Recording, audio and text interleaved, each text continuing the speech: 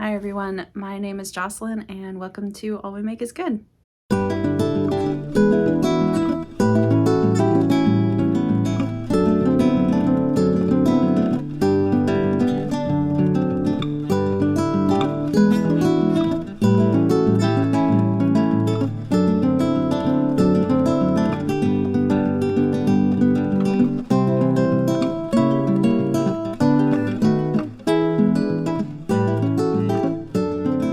I spent all of last weekend, and by that I mean 3 days, not just 2, going through and unraveling the purple sweater that I showed in my last episode that I had thrifted. It was 80% lamb's wool and 20% nylon, so I was really excited about getting that yarn into my stash. I did unravel that one as well as the sweater that I was wearing in last week's episode. So that was a birthday knit for myself. It was a cowl neck sweater. The construction was awful because at that point I was designing garments without really knowing what I was doing. I loved it. I still cherish the yarn and I love that idea that I had for the garment. So I spent those 3 days unraveling both of those sweaters. I now have all of the yarn in various skeins around, or various balls. There was a significant amount more of moth damage than I thought to the sweater that I was wearing. So I have a lot of really tiny balls of yarn where I had to cut it because the yarn had been chewed through either 1 or 2 plies, so it was kind of coming apart already anyways, so I just snipped the yarn at that point and I will work from a million tiny balls instead. But let me insert some of the footage and show you what I went through to unravel those. It took me literally the entire day to use disposable razors and scrape across the entire surface of the sweater that I thrifted, and then sit down and unpick all of the seams and cut through all of that yarn. I did make a couple of miss snips, so I know that I'm gonna have a lot of smaller balls of yarn when I do finally unravel it, but I have both of the sweaters that I'm unraveling in a little tote bin soaking right around on the other side of the couch here. They've been soaking for about an hour, so I think I'm going to start pulling out pieces and squeezing out as much of the water as I can. And then I have my Swift right here, and sorry for the squeak. I have my Swift right here, and I'm going to try to manually move the Swift, I think, and get it into like a skein size, and then hang it to dry in front of my electric stove over here so that they will be dry by tomorrow, and then all I will have to do left is cake them up. Okay, I just pulled this one out of the bin. This was the folded collar that went around the top. The yarn is pretty fragile, I'm noticing. I can very, very easily pull it apart. So I'm gonna have to be a little bit more gentle with it than I thought, but with it being so damp, it is unraveling very easily. So let me set this up and see if I can get a groove going.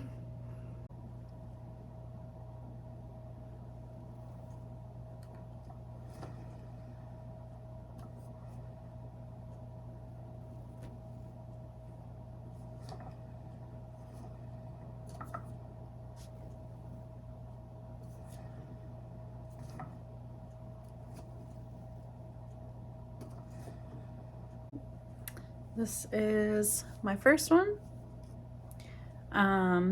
The yarn, it turns out, is actually held double. So this is very fine yarn. I think this is a very light fingering, held double.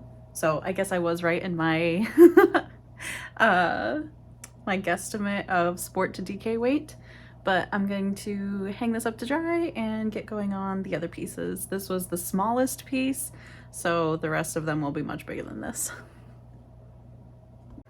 So I've noticed as I'm unraveling that there are a lot of spots where only one of the plies or one of the strands is broken and the other one isn't. And I had been breaking both yarns at that point and like starting over with a new winding. But I've recently started just wet felting the pieces together. It seems to be working out pretty well.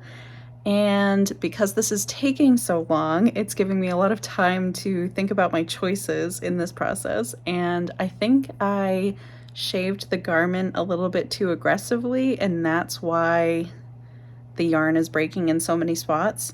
So hindsight's 2020. Next time I probably won't do that. Or I'll use a different tool, or I'll just be a little bit gentler about it, because I did pretty aggressively shave this garment. So things to learn for next time. I'm gonna keep going with this. I'm on the second sleeve right now, still have quite a lot to go. I still have the front and the back piece and my entire second sweater, so I don't want to re-soak everything tomorrow to soften up the yarn again, so I'm going to chug through this and get as much done as I can in one night. So I only managed to unwind the collar and the two sleeves last night. I gave up. But these are dry now, so I'm gonna go get these into cakes, and then I'm going to finish the rest of the sweaters that are still sitting on the floor. So let's get to it.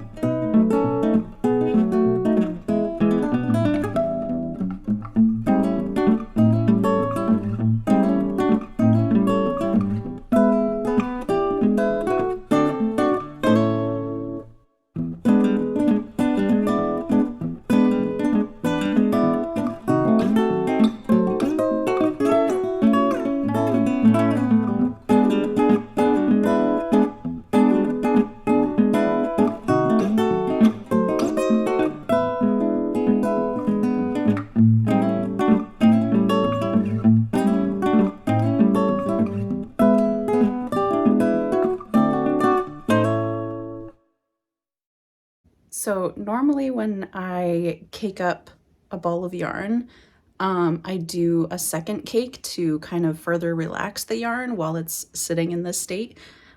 Because this yarn is still a little bit wibbly from unraveling it, I am not going to cake it a second time and hope that the yarn actually relaxes into a less wibbly state as it sits in the cake.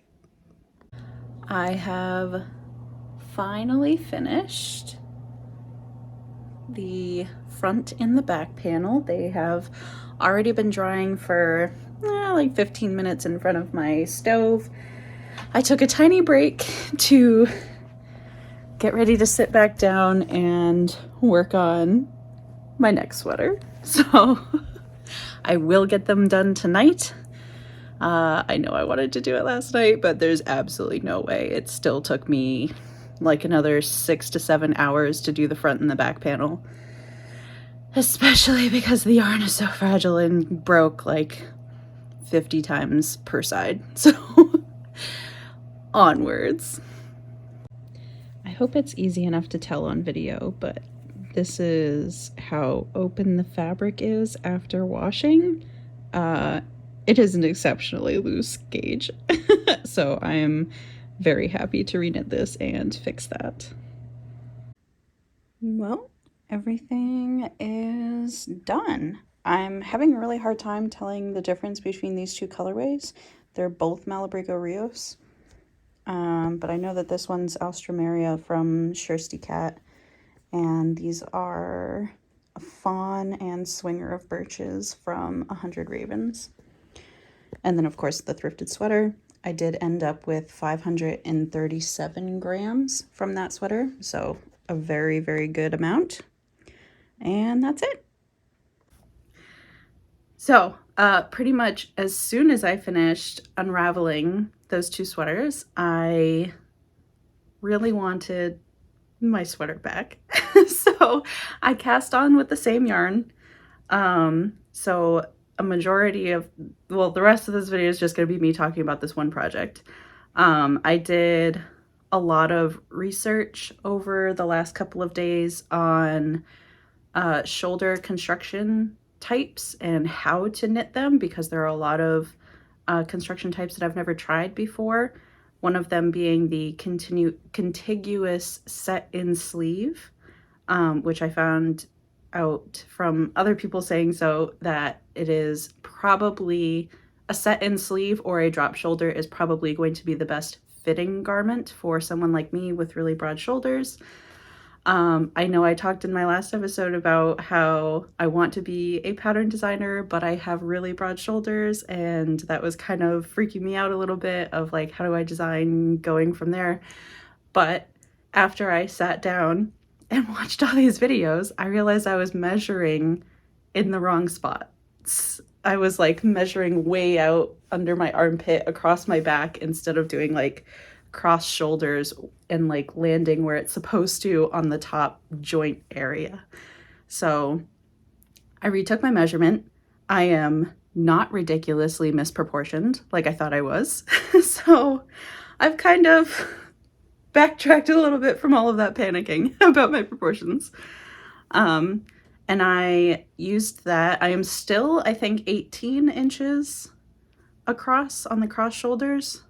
So still like on the bigger side, but like if I go back and look at the standard sizing chart, I think that's what they say for a cross shoulder or a cross back measurement for the larger sizes, like 2 to 5X, I believe all have the same measurement of 18 inches on the cross shoulder or cross back. I can't remember exactly which one is. Anyways, I did all of that research and cast on the sweater. So I have this for progress. So I did the contiguous set-in sleeve method of short rows, and I increased every single row in the front and the back on either side of this saddle shoulder piece, which I did. I had originally cast it on, so this is my third. I had to rip it back 3 times because I did the math wrong the first 3 times. And I originally had 8 stitches across, and it didn't feel like enough of a saddle on the top. I love a wide saddle shoulder, so I went with 12 stitches instead. I typically try to do everything in 4s and 8s because that just really pleases my brain when everything is a multiple of 4 and 8. But I went with 12 instead of 8. I did 24 short rows all the way across, and then I started the stripes once those 24 short rows were done. So I increased exclusively on either side, and then once I got to the shoulder part, I increased every row for 8 rows, every other row for 8 repeats, every 4th row for 6 repeats. And then I had watched a video about set-in sleeve construction, and like the woman talked about where the increases are supposed to go on your sleeve. And I didn't know that, or at least this is only one video that I saw that said that, but when you get closer to under the armpit, you start increasing more again to make the sleeve curve up so that you can actually like lift your arm and there's enough fabric there, instead of like pulling it down because it didn't increase like that. I don't know. So it made sense when she said it, and I was like, oh my God, I literally never would have come up with that on my own. So after the every 4th row 6 repeats. I went back to every other row for another 4 repeats, and then every row for another 4 repeats. And then I cast on 8 stitches across underneath the arms. So I just this morning split for sleeves, and I am really, really happy with it. Ah! I didn't want to start the stripes while I was doing the short rows up here. I made that choice like consciously, and I don't mind the way that it looks with the stripes starting a little bit lower. It doesn't bother me. I don't really care. It looks like a choice, so I'm okay with it. I haven't tried this on yet for this version. I tried it on, I think, 2 versions ago. And at that point, I had like mistakenly done too few increases on the shoulders, so it wasn't quite fitting where I needed it to on the shoulders. But otherwise, it seemed to fit pretty well. So the shoulders were hitting right where I wanted them to, because I think when I knit this originally, I did actually do this construction, but I made it so long, or like the neck opening was so wide, that all of these rapid increases for the top of the shoulder were happening like down here.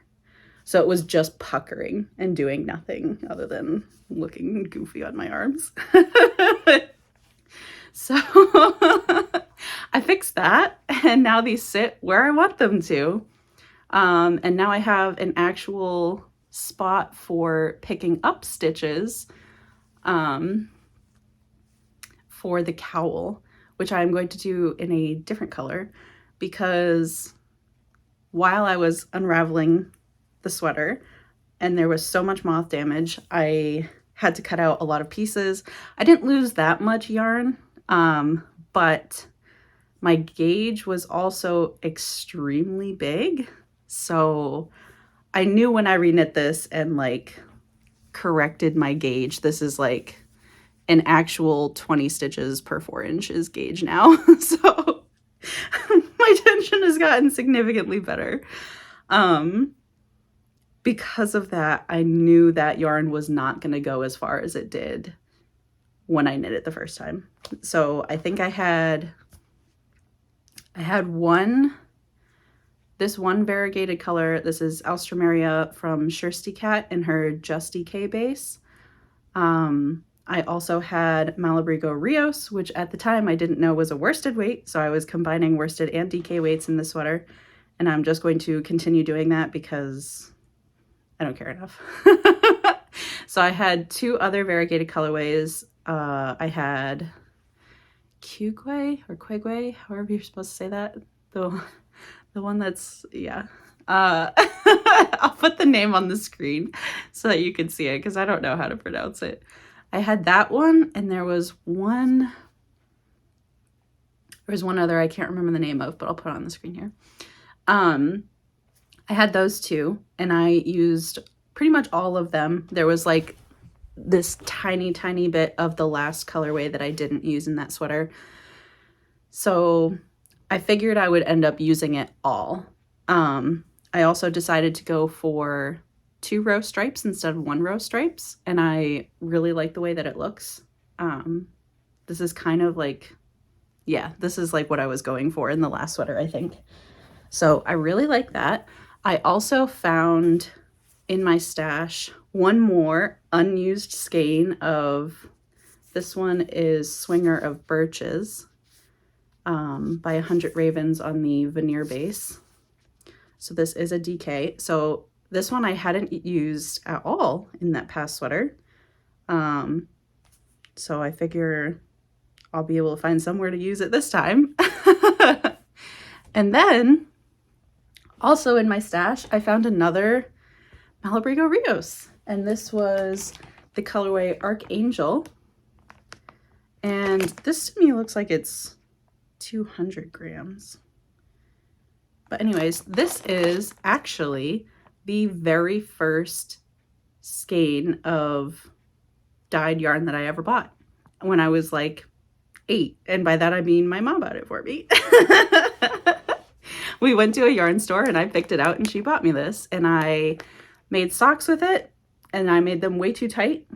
And I never wore them, so I eventually ripped them out. And this has just been sitting in my stash ever since. So I would love the opportunity to actually use this.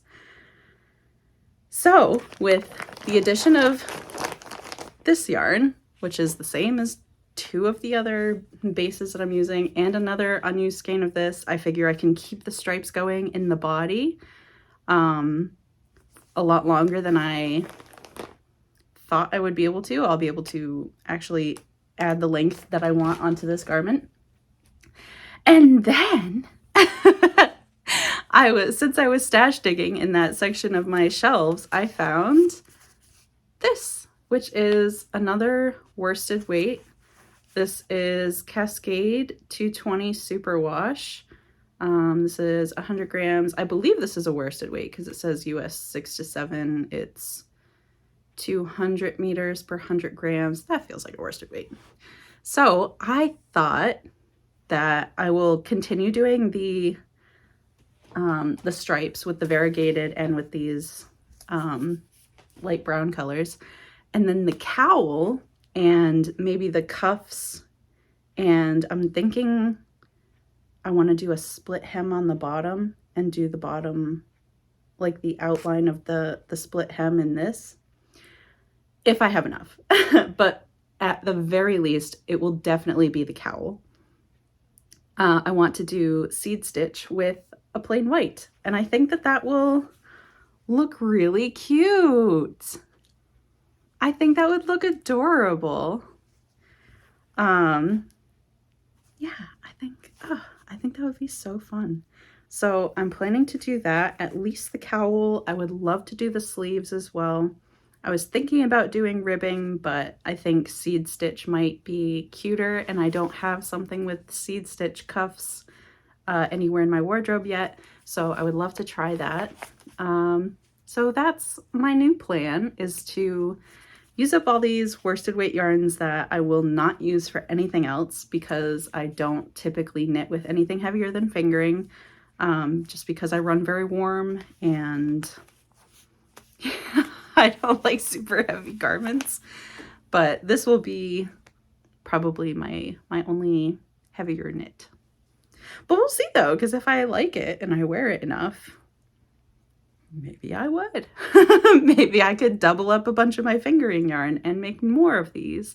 Because if I like the way that this fits, I will definitely 100% be either making another one in DK weight or translating this into a fingering weight pattern and making it again that way.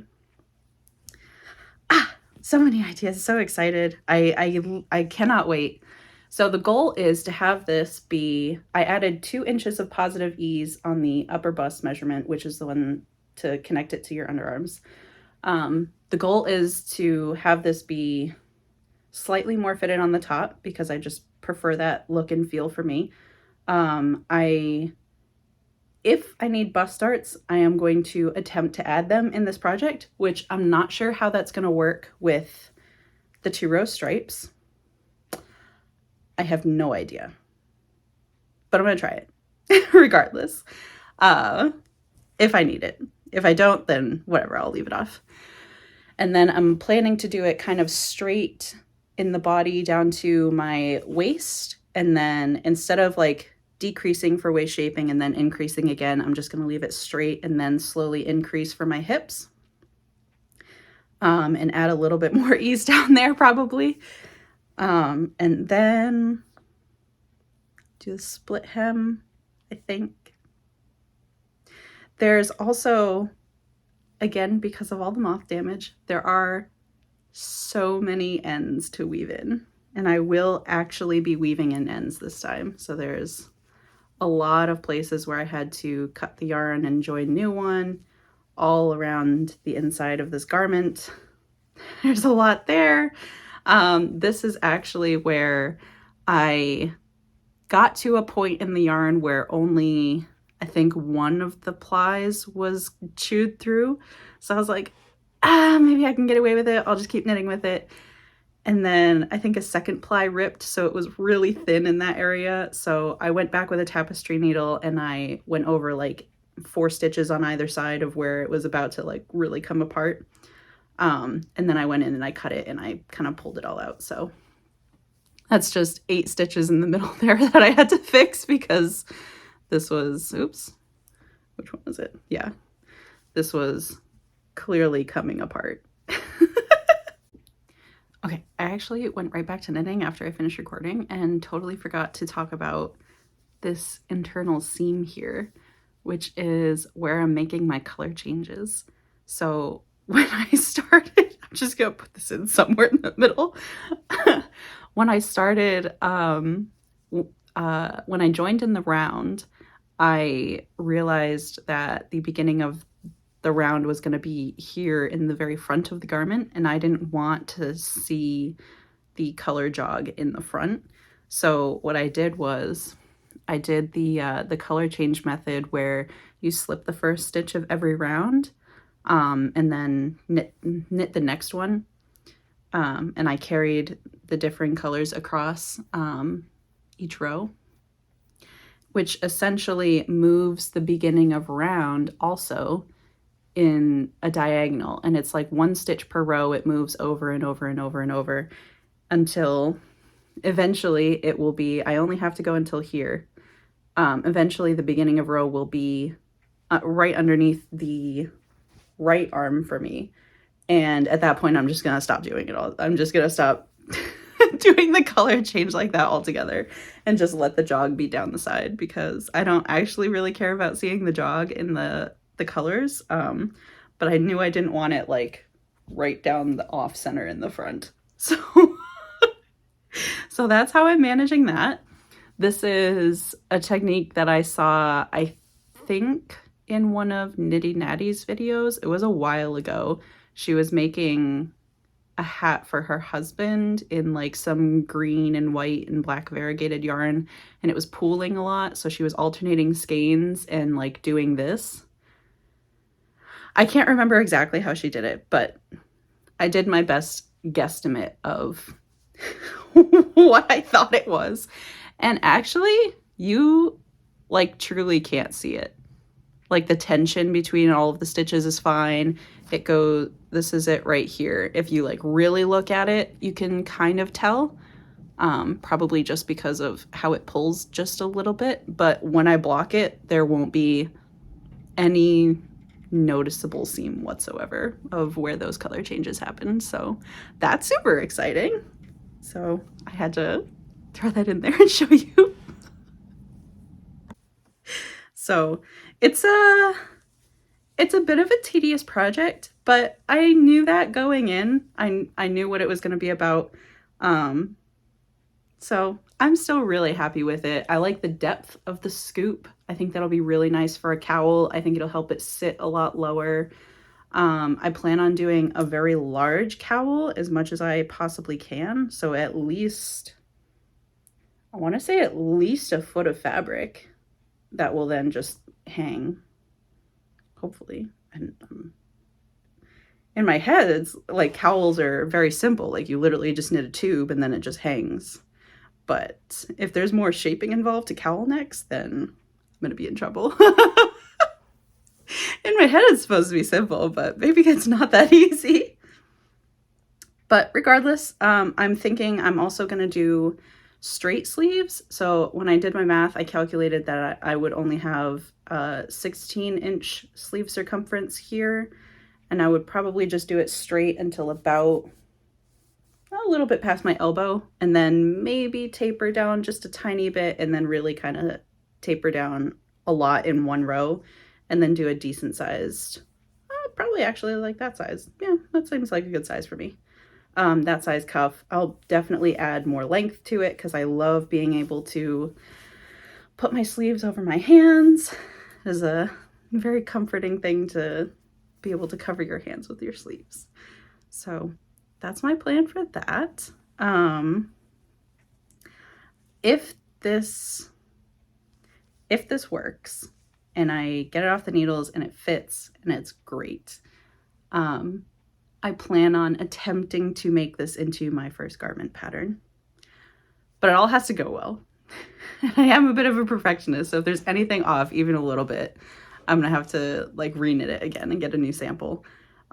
This probably won't even work as a sample anyways because there's varying weights of yarn in it. So I would want something consistent in like all DK or all worsted. Oh, I would never do all worsted. Not for me, at least. But if it works out, I'll do a DK version. And then if all goes well, I will also translate it into fingering weight and see how that goes too. So I'm really excited for where this is going.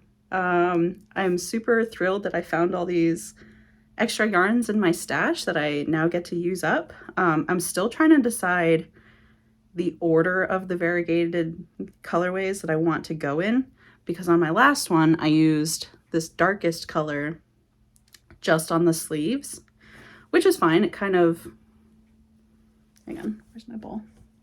This one is the lightest, but like they're similar enough that the transition isn't too stark to go from this to this in the sleeves.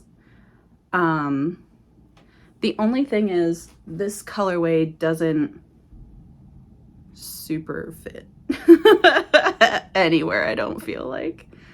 So this would be a heck of a transition. Let me see. There's this colorway is kind of what I put after this one. Oh, maybe that would work.